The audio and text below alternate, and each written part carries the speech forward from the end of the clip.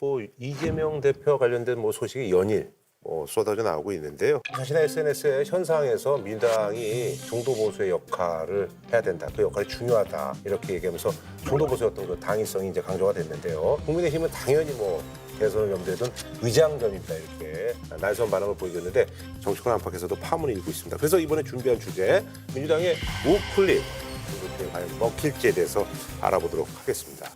저는 할 말이 되게 많은데요. 네네네. 이거는 진보라는 호적을 파내가지고 지금 자기가 중도 보수라고 이재명 대표가 주장하는 거 아니에요? 이거는 노무현 전 대통령이 들었으면 아마 벌떡이 날 일이에요. 왜냐하면 보수라는 말에 대해서 진보 정치인 중에 가장 좀 거칠게 공격한 분이 노무현 대통령이에요. 그분은 보수가 뭐 약육강식, 적자생존, 그다음에 힘센 자들 마음대로 하는 게 보수다 이런 식으로 대학생들 앞에서 강의를 한 적도 있고. 보수는 뭐냐? 되게 보수는 힘센 사람이 좀 마음대로 하자. 경쟁에서 승리한 사람에게 거의 모든 보상을 주자. 적자생존의 원리를 철저하게 적용하자. 그다음에 과급적이면 바꾸지 말자. 보수 뭐 합리적 보수, 따뜻한 보수, 별로 뭐 보수를 다 갖다 붙여서 보수는 그냥 바꾸지 말자는 거다. 이렇게 노무현 대통령은 보수란 말을 진짜 싫어했던 것 같아요. 근데 이재명 대표는 본인이 이제 보수라 그러잖아요. 이거는 이런 거죠. 지금 이렇게 왼쪽 집하고 오른쪽 집이 있는데 왼쪽 집 사람이 오른쪽 집이 비어 있어요. 그러니까 오른쪽 집에 와가지고 그냥 빈집 털이를 막 하는 거예요, 지금. 그러면서 그럼 오른쪽 집 사람들 어디 갔느냐. 전부 다 웬 목사님 집회에 가 계시는 거예요, 지금. 그래서 지금 이재명 대표가 아주 약삭 빠르게 치고 들어오는 거거든요. 우리가 집 비운 사이에 우리 집 다 털리게 생겼어요. 근데 이거는 집을 비워버렸잖아요. 국민의힘이 집을 비우고 딴 데 가버렸거든요. 맞아요. 그러니까 그럼 그 집에 살던 사람들 다 나가버렸으니까 그러면 그 당을 통해서 뭔가 자기의 정치 욕구를 표현하려고 했던 사람들은 좀 황당하게 되는 거잖아요. 매개가 없어져서 창구가 없어져 버렸어요. 그러니까 국민의힘을 지지하면서 이제 탄핵은 찬성하는 그런 그렇죠. 분들. 예. 그냥 보수, 극우가 아니라 보수 성향을 가진 사람들은 황당하게 돼 있는 거예요. 그러니까 이재명 대표가 걱정하지 마세요. 제가 여러분들까지 대표하겠습니다라고 하는 거는 어떻게 보면 자신감의 표현이고 저 사람들이 집 버리고 나간 걸 세상 강조하는 그런 측면도 있는 거잖아요. 무슨 그 책임이 큰 거죠. 그래서 제가 이재명 대표 왜 이럴까 생각을 해봤는데 하나는 자기한테 붙어 있는 좌파 이미지를 완전히 희석시키려고 그렇게 하는 거. 요즘 이재명 대표는 이건 우클릭이 아니다. 우리는 민주당은 원래 중도 보수다 이러잖아요. 근데 그거는 이제 자기 왼쪽에 옛날에는 조국 씨도 있고 심상정 의원도 있고 이래가지고 자칫하면 이제 그쪽 진보당 계열에서 뭔가 표를 많이 가져갔는데 지금은 조국 씨는 꼼짝을 못하고 정의당도 지난 총선에서 한 석도 못 얻었고 이러니까 왼쪽이 굉장히 이제 튼튼하다고 생각하고 마음 놓고 그냥 중원으로 오른쪽으로 막 진격을 막 하는데 이걸 보고 우리 큰일 났다. 응? 이재명 대표가 이렇게 오른쪽으로 치고 들어오는데 이거를 왜 우리가 안방을 다 내주냐. 우리 그 정신 차리고 이재명 대표를 더 왼쪽으로 몰아가지고 오히려 우리가 쳐들어가야 되는데 지금 우리 국민의힘이 탄핵 심판 이거 여기에 매여가지고 지금 너무 오른쪽 끝에 가가지고 완전히 기울어져도 보통 기울어진 게 아닌 그런 식으로 가 있는 거예요. 그래서 저는 이거는 국민들한테 굉장히 위험한 신호고 저 같은 사람은 절대 안 믿지만 거기에 혹하는 그런 국민들도 일부 있을 수 있다. 있을 수 있다. 그리고 두 번째는 이재명 대표가 노리는 게 자기 재판 이야기가 사법 리스크가 이런 건 이제 던짐으로써 이제 약간 시선이 된다라는 범죄 피의자로 사법 리스크가 엄청나게 많은데 지금은 이재명 대표의 우클릭 아니면 중도 보수 이것만 막 계속 매일 언론에 나오니까 이재명 대표 재판에 대해서 최근에 기사 한 줄 안 나오더라고요. 그러니까 범죄 피의자 이재명에서 갑자기 중도 보수 이재명으로 딱 둔갑을 해가지고 진짜 얼굴도 두꺼워요. 그래서 제가 이걸 보고 사실 제 같은 경우에는 내가 원래 진보였어. 내가 원래 중도 좌파였어. 이렇게 뻔뻔하게는 이야기 못 하거든요. 그러니까 왜 이제 이재명 대표가 자꾸 뭔가 좀 중도로 가려고 하느냐 그 보면 데이터로 보면 지난주 갤럽 조사를 보면 민주당 지지율이 40%였어요. 네, 올라갔더라고요. 근데 이재명 대표 대선 후보 지지율은 34%였어요. 6%포인트 격차가 있잖아요. 그러니까 다수를 못하고 있다는 거고 탄핵 찬성한 사람 중에 56%만 이재명 후보를 지지해요. 그럼 나머지가 지금 거의 절반 가까이 지금 탄핵은 찬성하나 대선 후보에서 이재명은 지지 안 하지 않겠다는 거고 때문에 뭔가 지금 불만이 있다는 거예요. 그러면 이 갭을 최소화시키기 위해서 대선 후보가 노력하는 건 당연한 거잖아요. 말씀하신 대로 결국 중요한 거는 중도층의 마음이거든요. 그래서 중도층 싸움을 우리가 못하고 있는 게 저는 제일 뼈아파요. 왜냐하면 분명히 이재명 대표한테 신뢰 리스크가 있어요. 이제 그런 문제는 있죠. 이제 왔다 갔다 하는 거 필요에 따라서 이런 말하고 저런 말하는. 그러니까 미국에서도 왜 영어로 하면 플래퍼라 그래서 왔다 갔다 하는 사람은 선거에서 거의 금기사항이거든요. 그런 점에서 리더십의 신뢰성의 문제는 있는데 여당은 그렇게 자꾸 공격할 수는 있을 텐데 뭐 호적을 팠니 위장 전입이니 뭐 이런 공세는 이재명 대표를 도와주는 거예요. 근데 제가 볼 때는 적절한 대응이 아니에요. 그래서 여기에 대응하는 유일한 방법은 국힘이 빨리 정상화돼서 보수 본령의 위상을 되찾는 거예요. 그러니까 빨리 집으로 돌아와서 정신 차리고 그 안에서 자꾸 저쪽으로 가자고 하는 사람들 정리하고 털어내고 이른바 제 표현으로 탈윤하고 정상적인 보수로 되돌아오면 이 문제는 해소돼요. 근데 본인들은 꼼짝도 안 하면서 자꾸 이재명 대표만 공격하는 거는 그건 정말 관역을 잘못 설정한 거예요. 맞아요. 뭐 저는 동의하고 그리고 우리가 다시 집에 돌아와가지고 집에 들어온 도둑을 잡아야죠. 도둑이에요. 도둑이죠. 빈집털이 하러 온 도둑이죠. 아니 뭐털 거고. 그리고 도둑까지. 이게 왔다 갔다 하는 부분을 국민들께서 잘 보셔야 돼요. 예, 그래서 이제 사실 이거에 대한 뭐 비난이 뭐 국민의힘 쪽에서 이제 많이 있는데요. 눈에 띄는 게 이제 그 부산 수영구에 이분이 이제 그 기자 출신인데 정현욱 의원이 이제 이재명 중도보수 국민의힘 입당합니까라고 이렇게 해서 현수막을 걸었어요. 그래서 여기에 직접 또 이제 이재명 대표가 이제 홍보하지 마라. SNS로 구구 범죄당에 입당할 생각이 전혀 없다.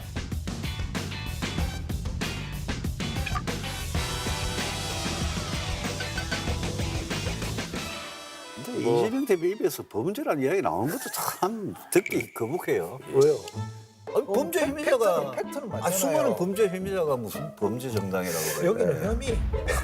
어쨌거나 근데 이런 것들이 다 이제 당내 전략통들하고 다 상의를 해서 메시지들이 나오는 거겠죠? 전략하고 이재명- 상의할 필요도 없어요. 이재명 이재명 대표. 대표는 지금 독재하고 있기 때문에 아니면 이제 미리 얘기 안 하고 질러놓고 그분들이 이제 엄호하는 그런 상황이라는 얘기예요? 그렇게 봐야죠. 오.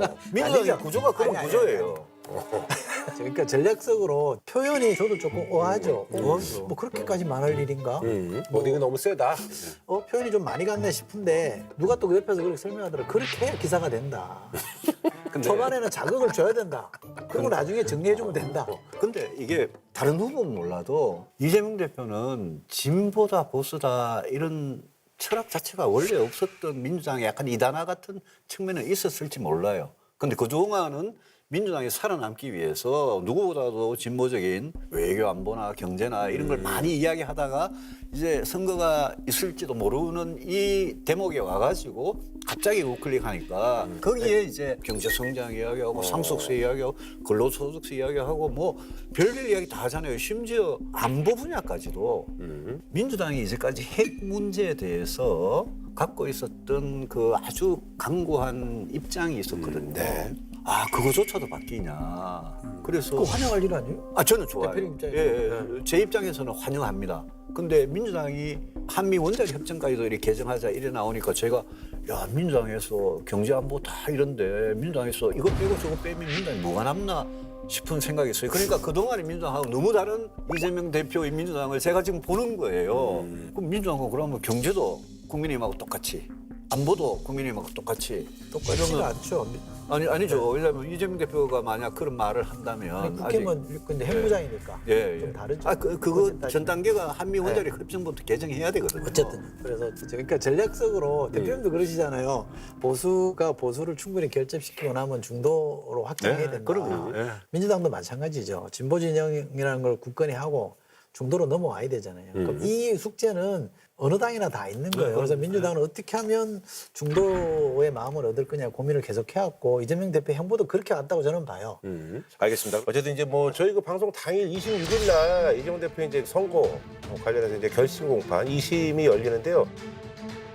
세상의 빛이라고 하는 게 다 상식과 원칙대로 가게 돼 있습니다. 법원이 잘 가려낼 겁니다. 예정대로라면 이제 3월 중에 이제 항소심의 선고가 나고 만약에 이제 여기서 만약에 또 유죄가 나면 이제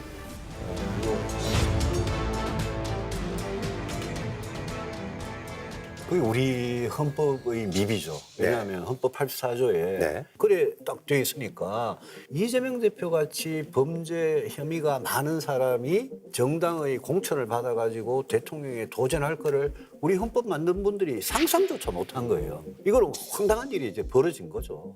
이재명 대표는 지금 5개 재판을 받고 있는 중이고요. 그런데 이재명 대표는 내가 대통령이 되면 내가 관련된 모든 재판은 정지돼. 그게 헌법학계의 다수설이야. 이렇게 주장을 하거든요. 다수설 무슨 다수설? 누가 마음대로 다수설 정해요? 이재명 대표가 만약 대통령이 당선이 됐다? 근데 재판해가지고 유죄, 피선거권 박탈났다. 이러면 대통령이 그만둬야 되거든요. 그래서 민주당이 만약 이재명 대표를 후보로 내면 이제까지 정당사에 없었던 황당한 후보를 내시는 거예요. 근데 후보 내지 마시고 후보 내지 말라고요. 내지 마시오. 저 그런 범죄 혐의를 어떻게 후보를 냅니까? 그리고 내더라도 이거는 국민들께서 진짜 심판을 해주셔야 됩니다. 저는 이렇게 생각합니다. 우선 이제 다수설, 소수설, 헌법 84조 소추라는 걸 어떻게 해석할 거냐. 다수설은 재판도 중단된다고 보죠. 그 다수설인 건 분명합니다. 왜냐하면 대통령이 국민의 선택으로 뽑혔는데 국정의 안정을 위해서 맨날 법정에 불려다니고 수사받으러 다니는 건 얘기 안 된다. 그러니까 당연히 재판도 포함시켜서 중단되는 걸로 보는 게 맞다는 게 다수설이에요. 저도 그렇게 돼야 된다. 만약에 대통령을 국민이 뽑았어요. 민주주의 국가에서는 국민의 표가 가장 힘이 센 거잖아요. 그런데 판사들이 판결로 해서 이 임기를 중단시킨다?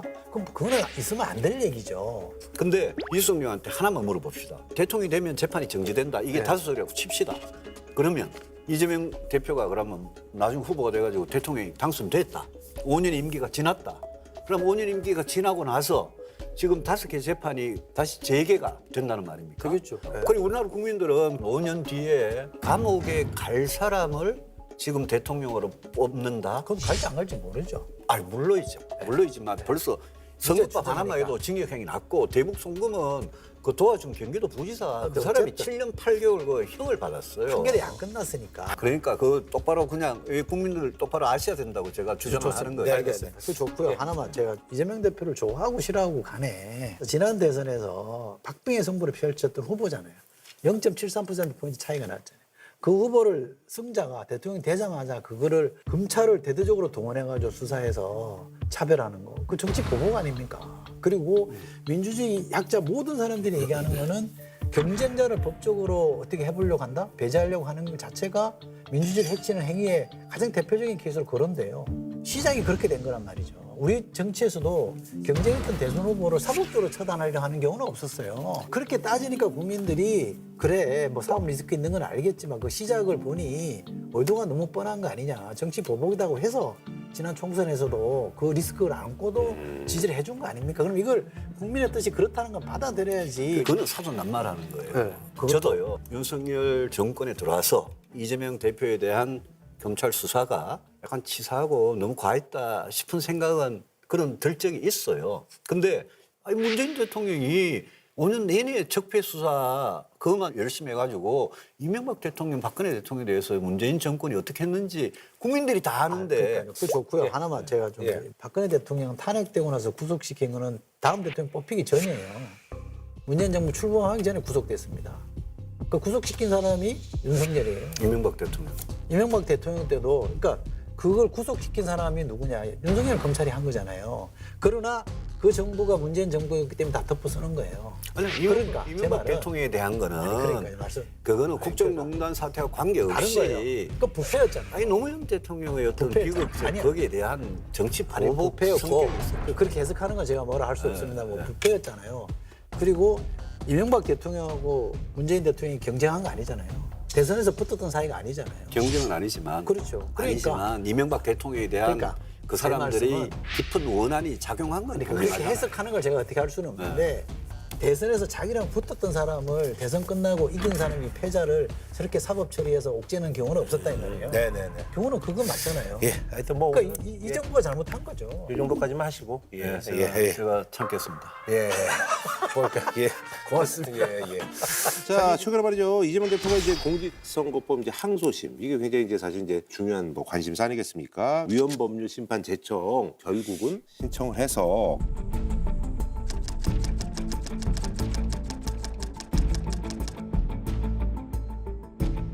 지난해 11월 1심에서 징역 1년에 집행유예 2년을 선고받았습니다. 대법에서 그대로 확정되면 피선거권이 박탈돼 대선에 나올 수 없는 형량인데요.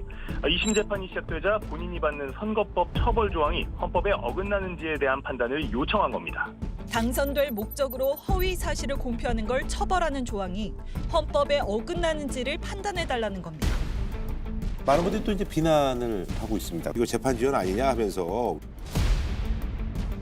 그리고 이제 이재명 대표를 아시는 분들은 실익도 없는데 이걸 왜 했지라는 뭐 그런 얘기도 있고 하는데 왜인지 저도 이해가 안 돼요. 왜냐하면 최근에 네네. 똑같은 그 선거법 조항 가지고 네. 위헌법률 심판 제청해가지고 헌법재판소에서 기각한 사례가 여러 차례 쌓여 있었고 이재명 대표 쪽에서 이번에 신청한 것도 네. 저는 당연히 재판부가 기각할 거라고 생각하는데 이재명 대표가 이걸 뭐 법꾸라지라 그래야 되나 하여튼 이 법을 좀 안다고 법적인 기술을 써가지고 재판을 지연시킬 수 있는 거는 뭐 다 하는 것 같아요. 서류 안 받고 변호사 선임 안 하고 그러니까 뭐 국선 변호사까지 선임할 지경까지 가고 그래서 그거를 변호인들이 당연한 권리다 이렇게 생각하기에는 이 정치 지도자잖아요. 정치 지도자가 그렇게 자기 재판을 지연시키고 탄핵 심판은 빨리 하라고 그냥 난리를 치고 지금 말씀 들어보면 또 누구나 다 상식적으로 봤을 때 헌재가 여러 번 기각한 사안이잖아요. 지연시키기에는 효과적인 전략이 아니거든요.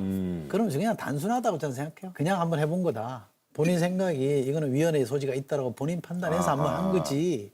지연시키거나 뭐 다른 뭔가를 꿍꿍이가 있어서 했다고 보기 좀 어려울 것 같아요. 왜냐하면 누가 봐도 보이는 수기 때문에. 정무적 판단보다는 이제 법률가로서 나는 이걸 한번 따지고 싶다. 근데 그걸 안 했어야지 국민들이 그런 오해를 안 하지. 심플한 의도로 가진 거다. 이번에 보면 헌재도 그렇고 뭐 이재명 대표 재판도 그렇고 재판을 어떻게 하면 지연시키느냐 거기에 관한 온갖 그냥 기술들이 지금 다 나오기 때문에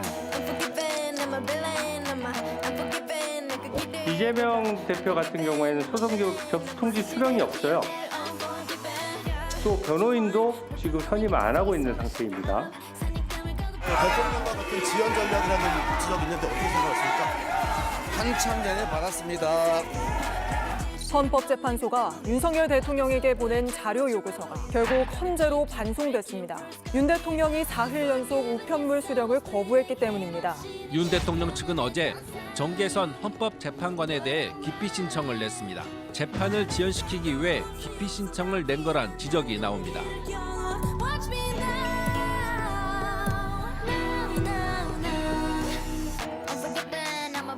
그런 책 하나 누가 써도 될 것 같아요.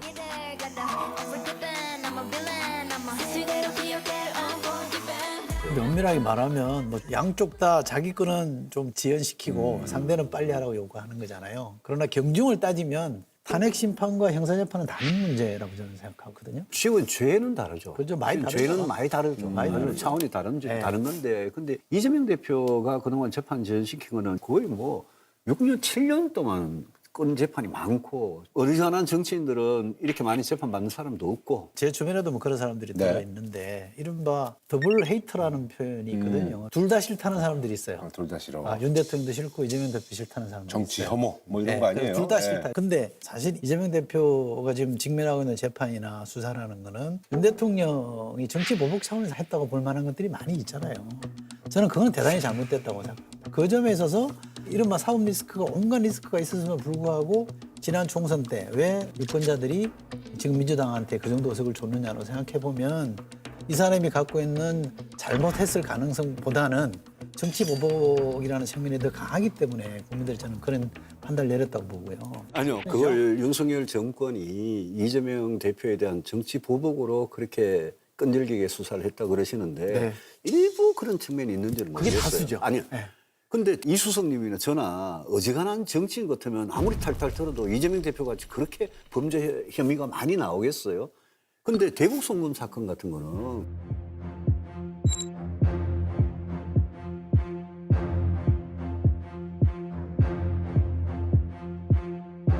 그거는 이화영 부지사가 지금 2심에서 7년 8개월 징역형을 받은 거고 그리고 대북 송금을 누구 때문에 했겠습니까? 그래서 저렇게 많은 재판받는 후보가 만약 대통령이 돼버리면 그다음부터 재판을 어떻게 저 사람 대통령 임기 끝날 때까지 5년 기다리다가 그때 가서 그러면 재판이 속개되는 건지 아니면 임기 도중에 대법원이 그렇게 판결을 내릴 수 있는 이런 모든 부분에 대해서 혼란과 불안이 그러니까 저는 만약에 2심이 3월 초에 나왔다고 맞아요. 쳐요. 유죄가 됐어요, 만약에. 만약에 2심이 3월 초에 나왔다고 맞아요. 쳐요. 유죄가 됐어요, 만약에. 무죄가 될 가능성도 저는 있다고 봅니다.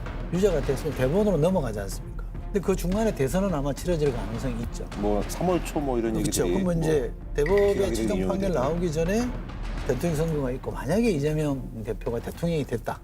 이거 정말 초유의 상황이 벌어지는 거예요. 대법원에서 만약에 대통령 재임 중에 확정 판결을 때렸다. 네. 그러면 대통령에서 내려와야 되잖아요. 이런 상황은 정말 말이 안 되잖아요. 저는 그래서 이런 불확실성의 시대를 계속 지연시키는 거는 마땅치 않다. 그래서 저는 법원이 판단을 해주는 게 맞다고 봅니다. 결단을 해서 저는 2심에서 스톱하는 게 맞다고 봐요.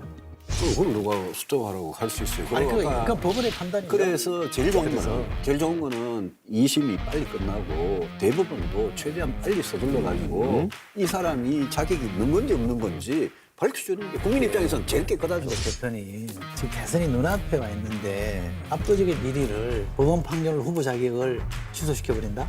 그거 누가 승복하겠습니까? 근데 부동 1위라는 것도 우리 국민의힘 후보들이 여러 사람이 그냥 경쟁을 하니까 그런 거고 민주당에는 이재명 대표가 독재해가지고 다 장악했기 때문에 독재요? 그렇게 딱 나오지. 이재명 대표하고 우리 국민의힘 후보하고 1대1로 이렇게 붙이면 그렇게 차이가 많이 나는 것도 아니거든요.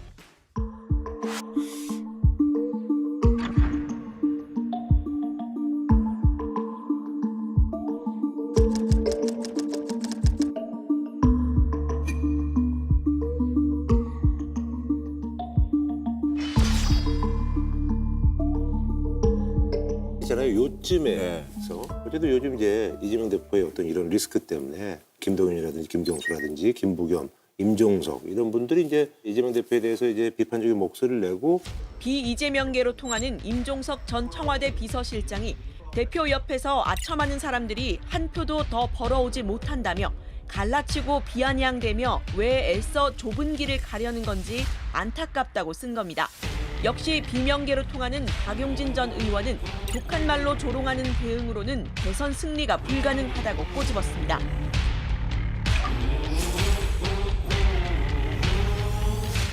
여기에 대해서 이제 유시민 작가님이 이분들에 대해서 뭐 쓴소리도 하고 평가도 하고 그래가지고 그 짤이 많이 돌아다니더라고요. 진짜 한 시대를 같이 헤쳐나온 사람들이에요. 공지처럼 같이 또 모르셨는데. 내란 세력의 준동을 끝까지 제압해야만 하는 비상시국. 그러니까. 이 조건에서는 우리가 평소에 쓰는 정치 문법으로 하면 다 망해요. 다 안타까워요, 이분들은. 다 안타까워. 예, 다 안타까운데 이분은 그냥 이재명 대표한테 붙어가지고 지사된 사람이잖아. 사법 리스크 운운하고 이런 거는 배은망덕한 거예요.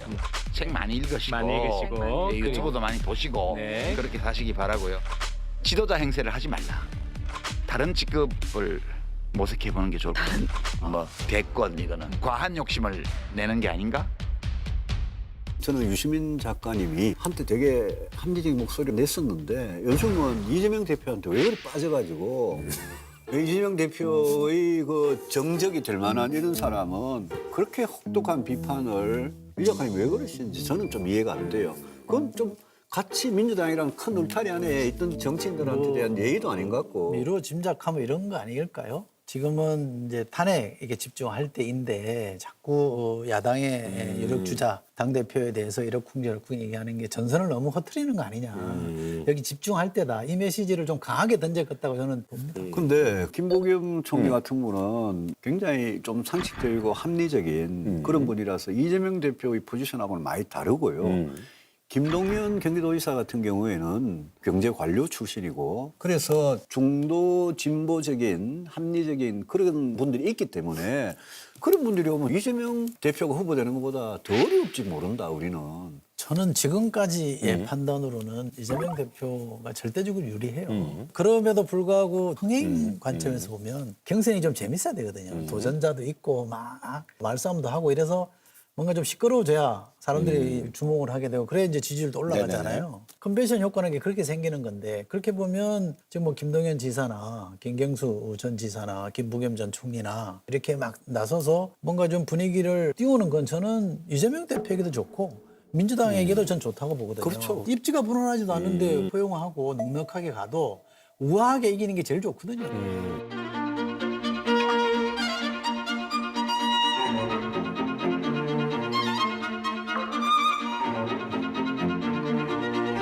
바꿔서 야권 얘기 좀 해야 되는데 이재명 대표가 이제 설 연휴 끝날 즈음에서 양산에 있는 그 문재인 대통령을 이제 방문을 하고 그래서 이제 1시간 반 동안 이제 대화를 했는데 문 전 대통령은 극단적 정치 상황을 극복하기 위해 민주당이 통합과 포용의 행보를 보여줘야 한다고 강조했습니다. 뭐 여기서 좀 짚을 대목이 있으시다면 어떤? 조금 기분이 이상하더라고요. 왜냐하면 통합 포용하고 제일 거리가 먼 사람이 이재명 대표인데 그 이제 지난해 올해 이재명 대표가 당을 어떻게 장악을 해가지고 총선 공천을 둘러싼 민주당 내 잡음은 오늘도 더 커지기만 했습니다. 비명계의 현역 의원들은 줄줄이 컷오프되고 있어서입니다. 이 대표는 공천 갈등이 혁신을 위한 고통이라는 걸 재차 강조했습니다. 모두가 후보가 될 수는 없습니다. 또 세대 교체도 있어야 하고 이수석님 포함해서 비명들 그냥 다 행사. 저는 공천 신청 안 한 사람이에요. 행사할 이유도 없었죠. 아예 길을 떠나질 않았어요. 근데 어쨌든 자기 말 안 듣는 사람 다 이렇게 제거한 그 과정을 다 봤기 때문에 진짜 이재명 대표가 좀 포용성 이런 걸 발휘할지 잘 모르겠어요. 회적이다. 통합은 뭐 필요하죠. 네. 왜냐하면 제가 사실은 지난 총선 때 이재명 대표의 공천 과정은 굉장히 좀 강하게 비판을 했던 입장이거든요.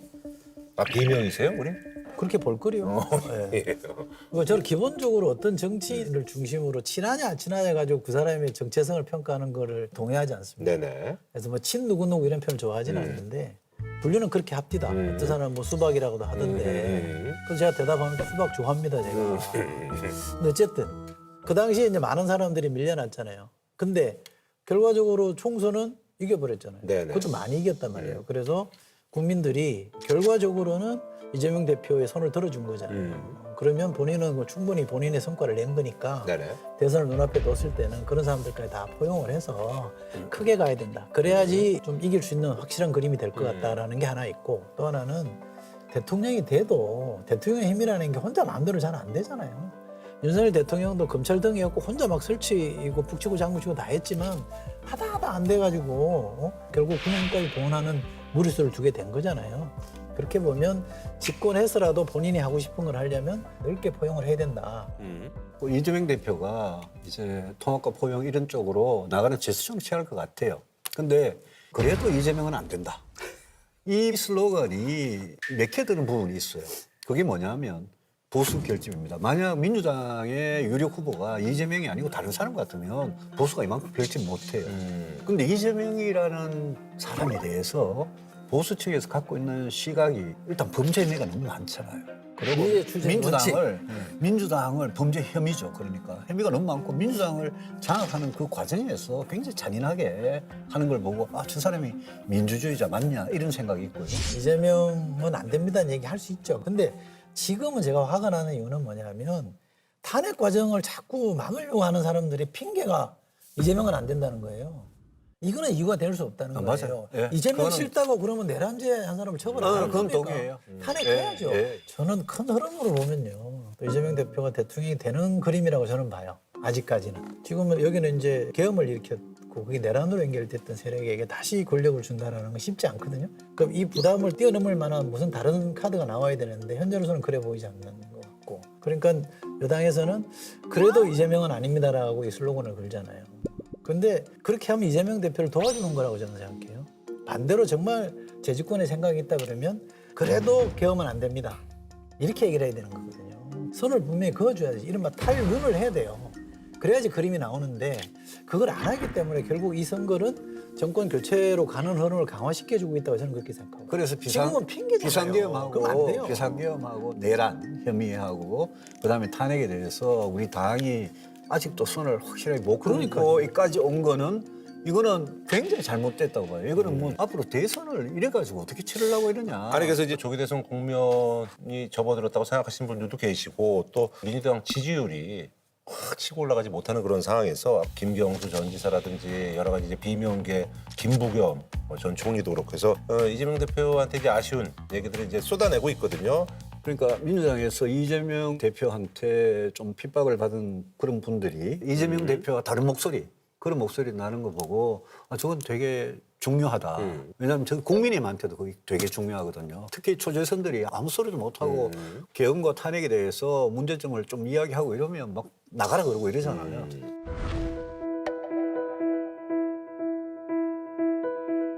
농담하는 게 아니야. 가까운 게 맞지. 당에 도움이 안 되잖아.